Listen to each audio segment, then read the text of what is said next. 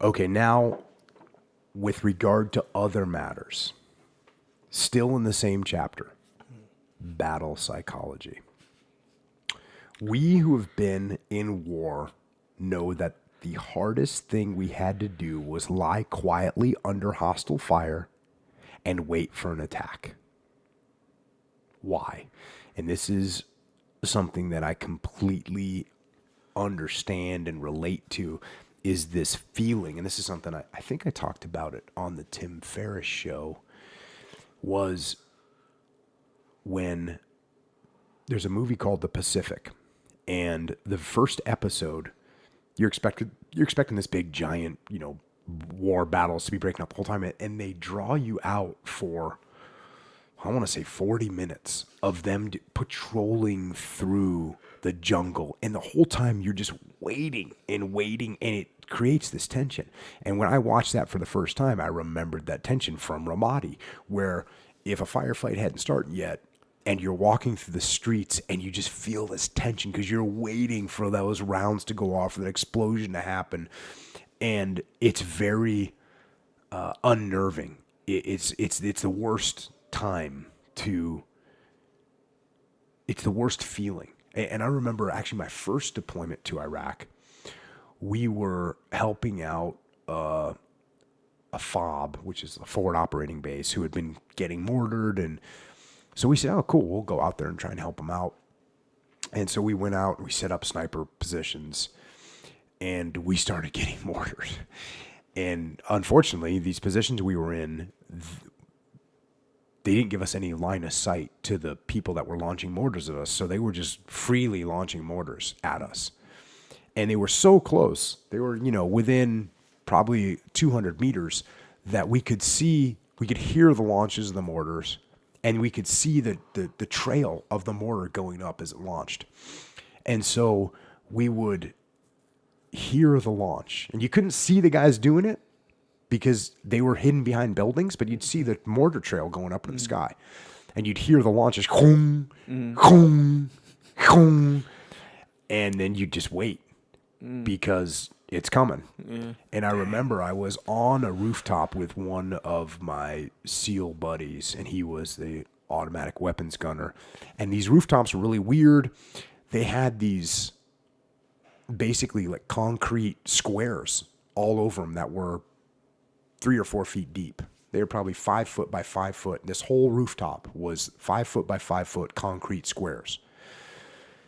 And we had gone out on this rooftop and walked over to the far end, and it took us a couple minutes, and we got there and we were set up, and I'm sitting there with him, and we hear that noise and we see the launch of these mortars, and he looks at me and he goes, "You think we can make it back inside?" Meaning, do you think if we got up right now, we ran all the way back across the rooftop, back down the stairs, we could get inside the building where you're going to be safe?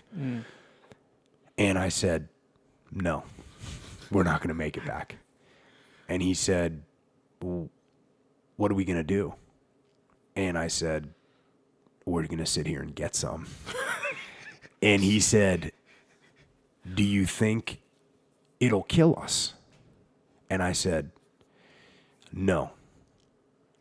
As long as it doesn't land in our quadrant right here," meaning this little 5x5, which would have, obviously killed us. But I remember, so we endured this night. I use the word endured. That's a strong word. We went through this night. We got mortared a bunch.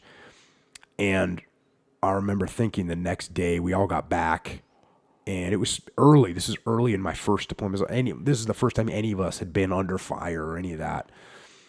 And everyone was a little bit jumpy. And I remember thinking that those guys in World War I that endured months and months and months of indirect fire like mortar fire. And there's something that's, if you want to know what it does to people, go on YouTube and Google and search for World War I shell shock. And you see these soldiers that are so completely psychologically scarred from that. And it's an eye-opener.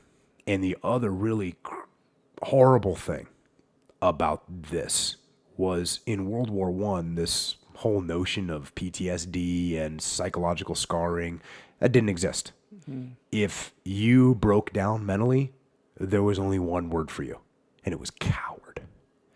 So these guys, I mean, it was just a nightmare. And again, that's why World War One is to me is the most vicious and atrocious of the wars.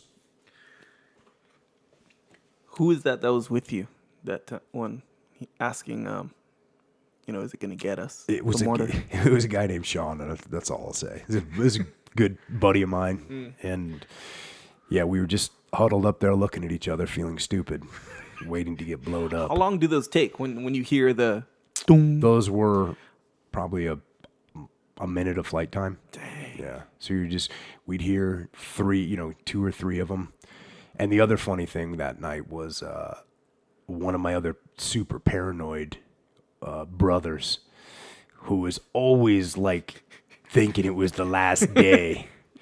And that guy on one of those, we hear the launches, and he comes up on the radio. He goes, "That's 3, boys, count them out." And because we heard 3 launches, so now you're waiting for 3 explosions, and you hope that no one gets hit.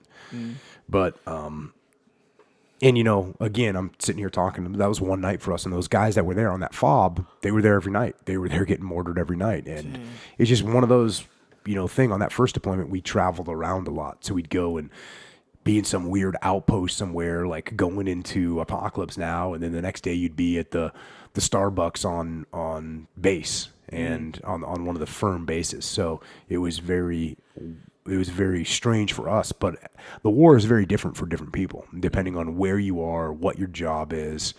And that's why, you always hear me give respect and props to all the soldiers, the Marines that were out there in the field far, and they didn't have any opportunity to come back and take a wrap off ever. They were just in it all the time. Yeah. SEALs, for the most part, we generally would have some kind of a situation where we could get back and take a wrap off. Not always, though. I mean, take a wrap off, meaning like just rest. like rest from the game. Yeah, rest from the game a little bit. But that being said, in Ramadi, it was a very constant pressure like that, and the guys that were out in Corregidor, I mean, they're getting mortared and machine gunned every night, basically, and it was same thing. So again, I never want to make anything that I've been through, or even that we've been through in the modern era, compared to, I don't want to put that on the pedestal or put it on a scale next to what the guys in other wars have been through, because every war has its thing, whatever its thing was. Yeah. And I just don't ever want to trying to compare that. I'm just telling my simple experiences, and I'm saying that the guys in World War I and what they went through, I can't even fathom what that was like. Knowing just what a little bit of it feels like, a little tiny, tiny fraction of it, knowing what that feels like compared to what it must have felt like day after day, after week, after week, after month, after month. And if you want to get some indication as to what that felt like I said, go and watch World War I shell-shocked videos and how completely psychologically scarred these guys were. And it's awful. It's awful to see. Dang.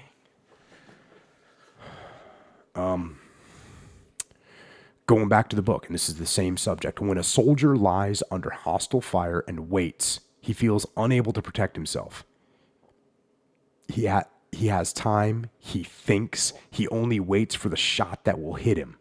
He feels a certain inferiority to the enemy. He feels that he is alone and deserted. That's what we're talking about here.